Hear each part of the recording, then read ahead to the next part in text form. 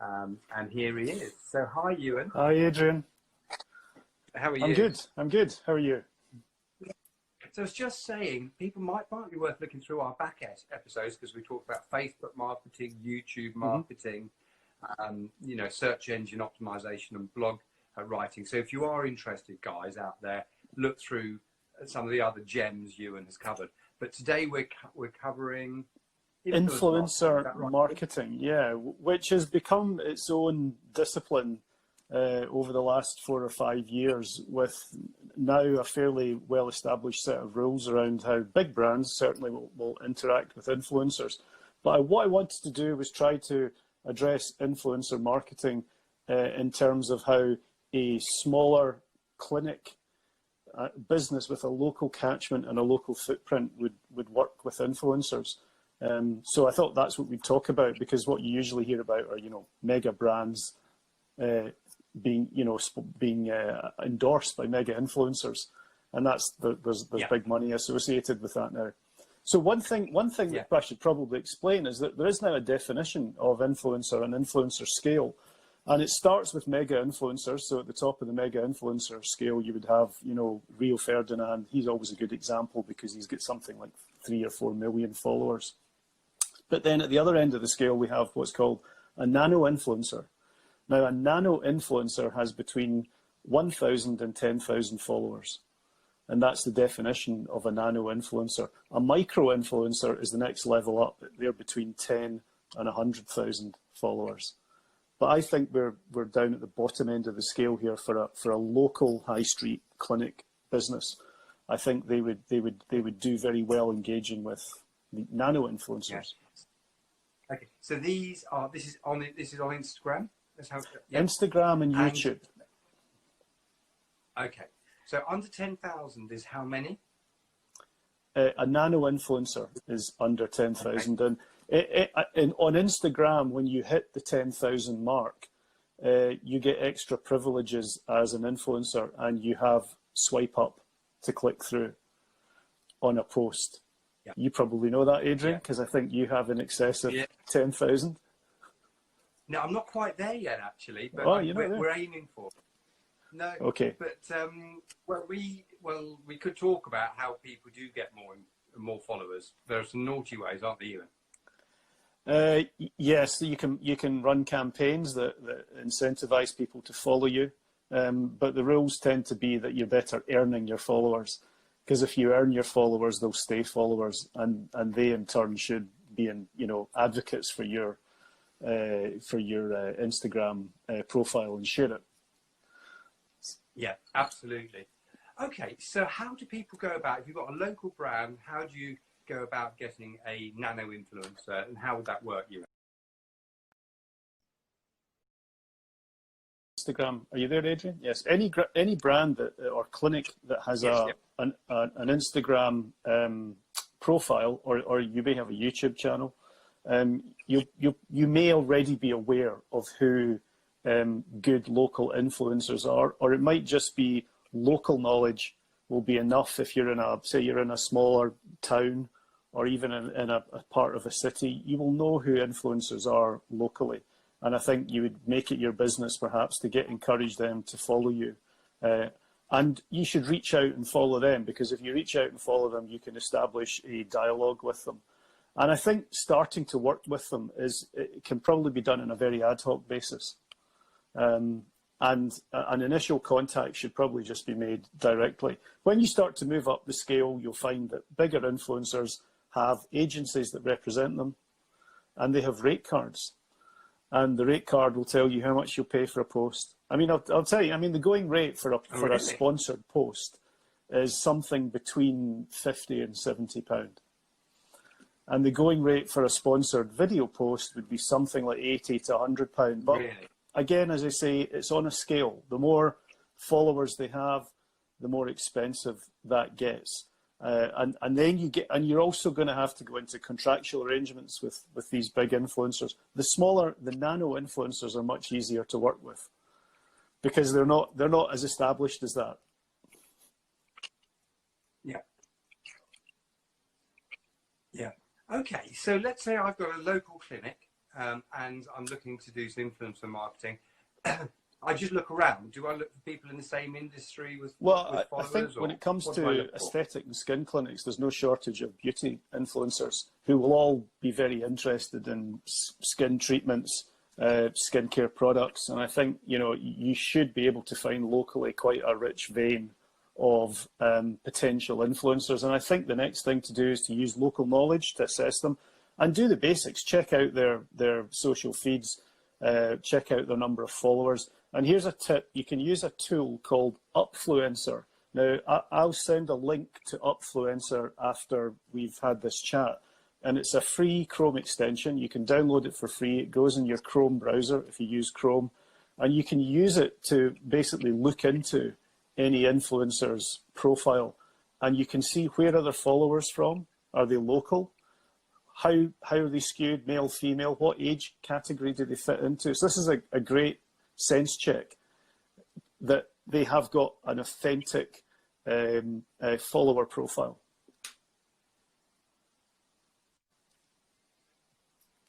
Okay, so look at people, and then if you get someone you think is suitable, how do you approach them? Well, I think I would start by following them.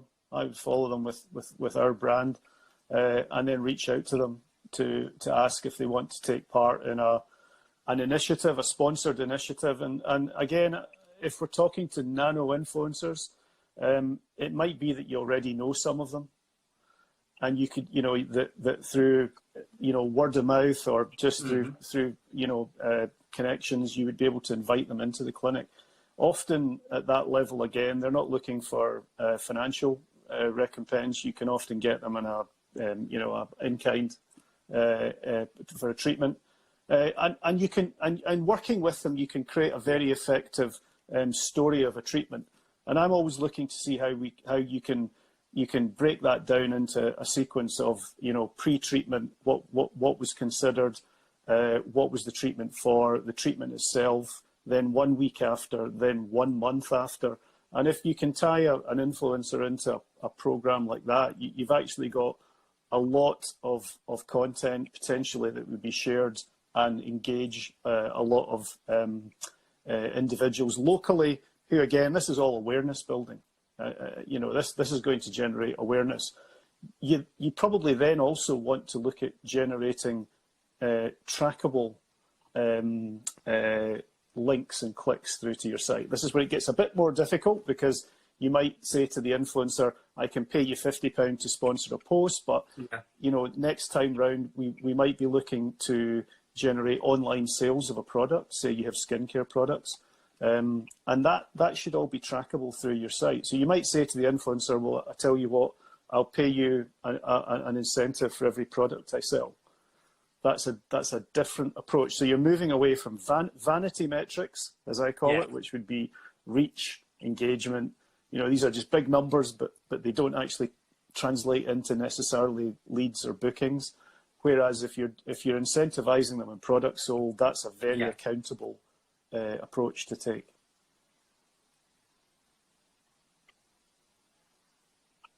Okay, and is that the sort of fee you should be paying for a nano influencer? For a yeah, post? I think you could pay £50. I mean, you know, I've said to you a range of between £50 and £70 a post, but you know, do your homework first. Make sure that they've got a reasonable and local reach, and also I would maybe start the conversation around, you know, what if we just give you the treatment, and you experience the treatment. You would post. They might have a blog. Yes.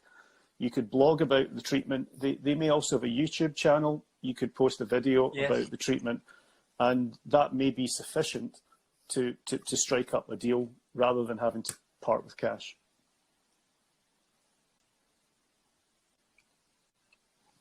Okay. Ewan, you were mentioning earlier on, if you get to that magic 10,000, you get the swipe up. So could you explain what that is? It basically means that at the moment on an Instagram post, you can't put a web link.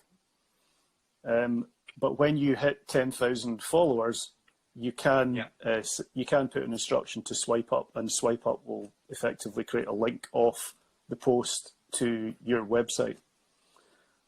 That's what it does. So you can go straight to the web.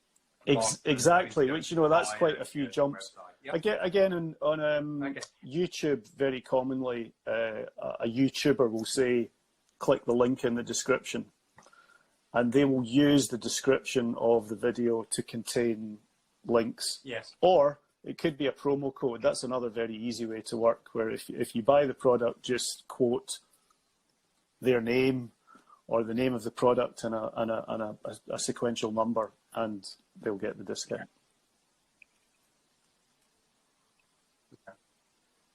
That's a good idea. And do you know, Ewan, about verification? Can you explain about verification? Oh, you mean verifying an Instagram account? Yeah, that's very important. I think it's a great tick you get. That verifies your account. It's blue. Yeah, you're right. Blue, I think. So I would say do it. There's a sequence. Right. Now you're asking me the detail of it. In your Instagram account, in settings, are the instructions to follow to verify the account. And I think they'll ask for two-factor verification, so that it's definitely you are the owner of the account. And I think you have to upload, if I get this correct, you might have to upload proof of who you are if it's a business. So you might have to upload your company house number. But what I will do, because I don't have that off the top of my head, I will also provide a link to that as a follow-up, and Lucinda can post it on the Cosmetic Courses Facebook page. Brilliant. So is there anything over 10,000? Do you get anything else over 10,000 followers? Well, the main advantage is swipe to click. It's interesting, actually. I was looking last week at a YouTuber that hit 1 million. And I thought to myself, what does a YouTuber get when they hit 1 million subscribers? Mm. And they still get a big golden play button from YouTube. YouTube sends them a golden button that you can put in your desk, and it says 1 million. And then I thought to myself, what does a YouTuber with 1 million followers make from advertising? Because that's how they make. That's one of their mainstays for revenue, is that when ads are served on their YouTube channel, so they can make something between $2,000, $2,500 a week at that level. That's what YouTube is saying is the average in terms of income. So that's a very good income stream for a YouTuber. Yeah. Yeah. They complain though that I think that it might apparently it's more it might pay for the fuel in their Ferrari, but it won't pay for the Ferrari. But they earn money through many other, they're earning money through endorsements at that level as brands are talking to them and paying a lot of money.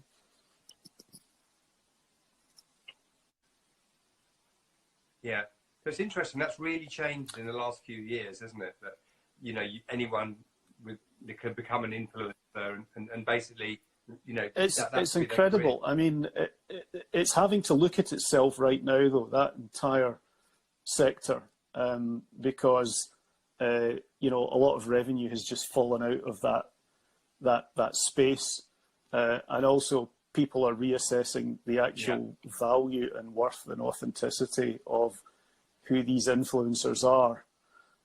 So as we've all had to lock down and kind of reassess many things about life. So will they, especially travel influencers, we work a lot in the travel space, and travel influencers are just wondering when any of this is going to come back for them, especially those that, have just lived this nomadic lifestyle, blogging and getting the next gig to the next exotic destination or amazing experience. That's all just finished at the moment.